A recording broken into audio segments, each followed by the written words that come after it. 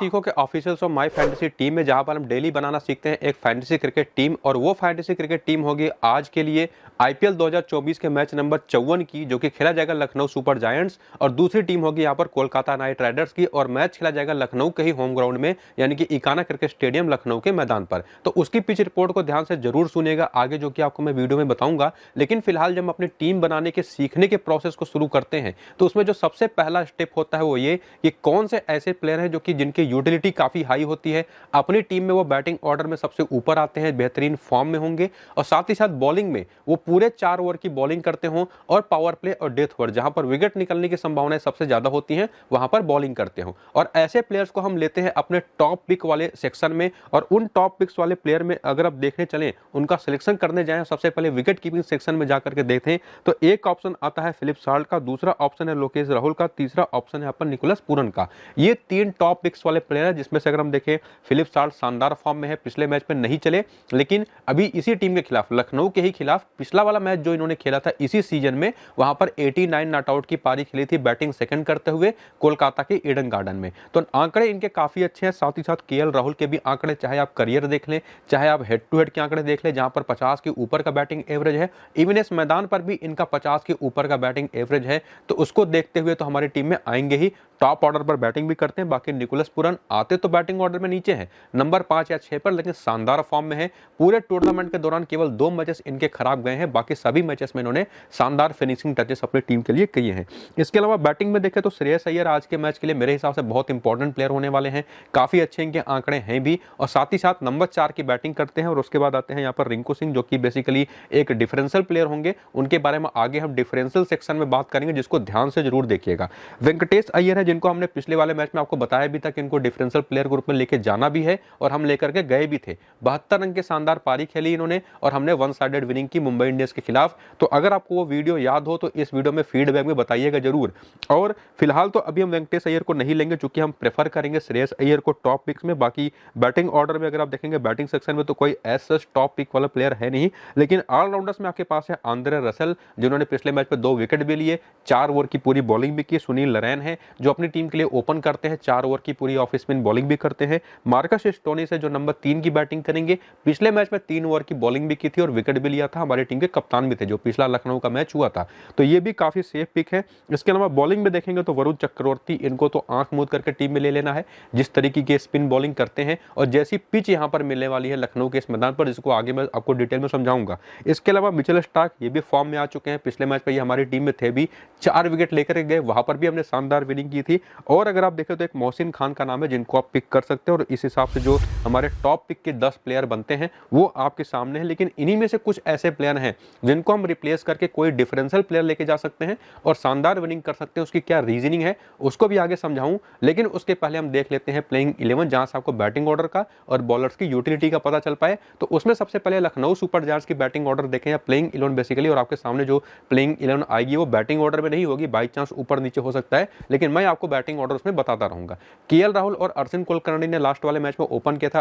Arshin Kulkarni actually आए थे impact player की जगह पर, मयंक यादव की जगह पर, जो कि इंजर्ड होकर के बाहर चले गए थे। इसके बाद नंबर 3 पर आते हैं इनके मार्कस स्टोनिस, उसके बाद दीपक हुडा है, और उसके बाद इनकी मिडिल ऑर्डर और लोअर मिडिल ऑर्डर की बैटिंग है, जिसमें मेन बॉलिंग को भी अगर आप देखते चले तो इनके पास रवि बिश्नोई इनके लेग स्पिनर है। बाकी तेज गेंदबाजी में देखेंगे तो इनके पास मोहसिन खान है।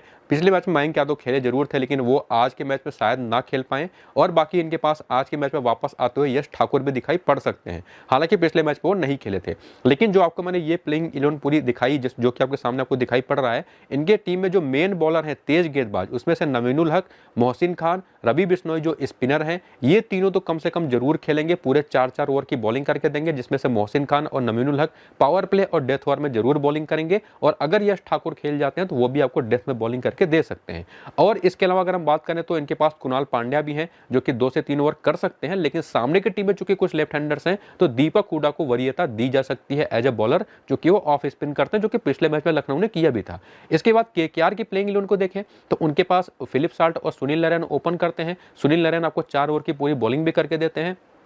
नंबर 3 पर अंगक्रिस रघुवंशी हैं, श्रेयस अय्यर उसके बाद आते हैं वेंकटेश अय्यर, उसके बाद इनके पास है आंद्रे रसल और रमनदीप सिंह। और पिछले वाले मैच में अगर आप देखें तो अंगक्रिस के जहां पर मनीष पांडे आ गए थे इंपैक्ट प्लेयर ग्रुप में, जो कि मेरे हिसाब से आज बाहर बैठेंगे। जो कि आना था पिछले वाले मैच में चेतन साकरिया को, आ गए थे Manish Pandey, batting order collapse हो गया था उसकी वजह से। और चेतन साकरिया फिलहाल अब नहीं खेलते दिखाई पड़ रहे, जो कि हर्षित राणा आज के मैच में वापस आ सकते हैं, जो पिछले वाले मैच में बैन होने की वजह से बाहर बैठे थे। बाकी इनकी जो मेन बॉलिंग है उसमें है वैभव अरोड़ा, मिचेल स्टार्क, साथ ही साथ वरुण चक्रवर्ती, ये तीनों और साथ ही साथ सुनील नरेन, चारों कुल मिलाकर के 4-4 ओवर की बॉलिंग तो कम से कम करेंगे। इसमें से मिचेल स्टार्क को, वैभव अरोड़ा को पावर प्ले और डेथ ओवर में भी बॉलिंग करेंगे।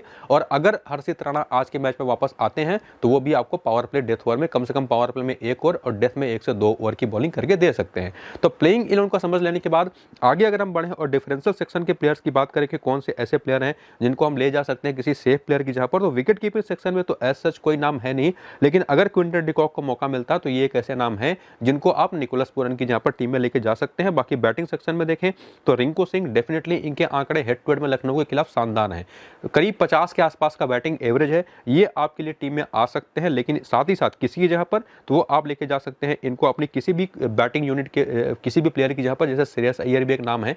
हालांकि फिलहाल अगर हम आगे बढ़े और किसी प्लेयर की बात करें तो अंगक्रिस रघुवंशी हैं जो नंबर 3 पर बैटिंग करते हैं, ये भी एक डिफरेंशियल पिक है। और इसके अलावा दीपक हुडा, इनकी यूटिलिटी काफी हाई है। नंबर 4 की बैटिंग, सेकंड लास्ट मैच में हाफ सेंचुरी लगा चुके हैं, साथ ही साथ 2 से 3 ओवर की बॉलिंग की संभावनाएं भी पूरी, जो कि ऑफ स्पिन करते हैं, सामने की टीम में लेफ्ट हैंडर है, तो मैचअप ऐसा बनता है कि इनकी संभावनाएं काफी हाई है। तो डिफरेंशियल प्लेयर ग्रुप में one of the best option है। इसके अलावा ऑलराउंडर्स में से अगर आप देखें तो आपके पास कुणाल पांड्या है, हालांकि चांसेस बॉलिंग के इनका काफी कम दिखाई पड़ रहे हैं, बैटिंग ऑर्डर में भी बहुत नीचे आते हैं, तो इनको उतना मैं प्रेफरेंस ना देकर के बॉलिंग सेक्शन में जाऊं तो यहां से आपके पास हालांकि एक रवि बिश्नोई का नाम तो है, लेकिन आंकड़े इनके काफी खराब है। जब कोलकाता के खिलाफ ये खेलते हैं तो इनको ना पिक करके जो डिफरेंशियल प्लेयर होंगे, एक है नवीन उल हक, दूसरे हैं अगर खेलते हैं तो हर्षित राणा। तो इस तरह से ये जो सारे डिफरेंशियल पिक्स थे इनको भी समझ लेने के बाद आगे हम बढ़े अपनी टीम की तरफ। उसके पहले एक और इंपॉर्टेंट चीज जो बचती है वो है अपनी पिच रिपोर्ट।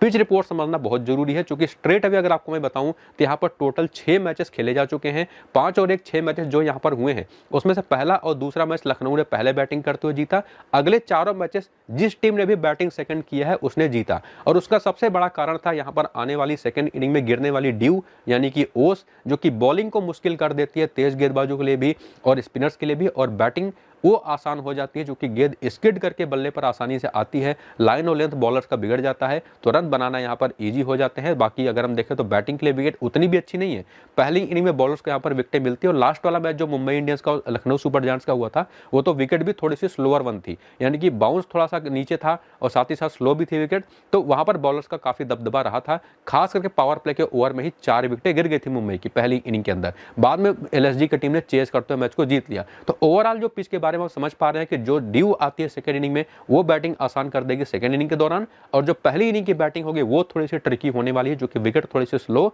एंड लो होने वाली है। बाकी बाउंड्रीज यहाँ की काफी बड़ी होती हैं, ये भी चीज ध्यान रखिएगा, बाउंड्रीज काफी बड़ी होती है तो बहुत बड़े बड़े हाई स्कोरिंग गेम भी यहाँ पर नहीं होते। तो इस पिच रिपोर्ट को समझ लेने के बाद आगे हम बढ़े और अपनी टीम की तरफ चले कि किस टीम के साथ एक्चुअली हम आज के इस मैच पे जा रहे हैं। तो विकेट कीपिंग में फिलिप साल्ट भी होंगे, लोकेश राहुल भी होंगे। बैटिंग सेक्शन से यहाँ पर मैं लेकर के जाऊंगा श्रेयस अय्यर को और अंगक्रिस रघुवंशी को। ऑलराउंडर्स में से जाएं तो यहाँ पर हमारे पास सुनील नारायण और आंद्रे रसल के साथ साथ मार्कस स्टोइनिस हैं, और बाकी बॉलिंग सेक्शन में जाएं तो यहाँ पर मैं वरुण चक्रवर्ती को और मिचेल स्टार्क को तो कंफर्म लेकर के जाऊंगा।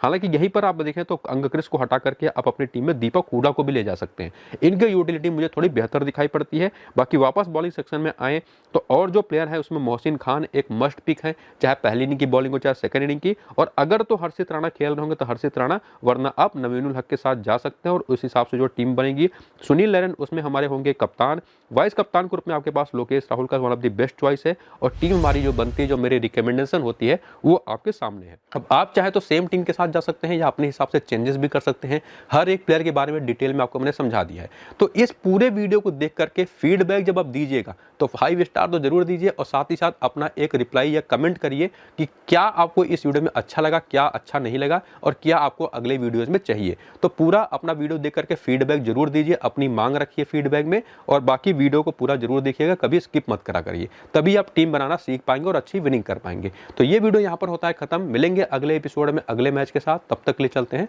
नमस्कार।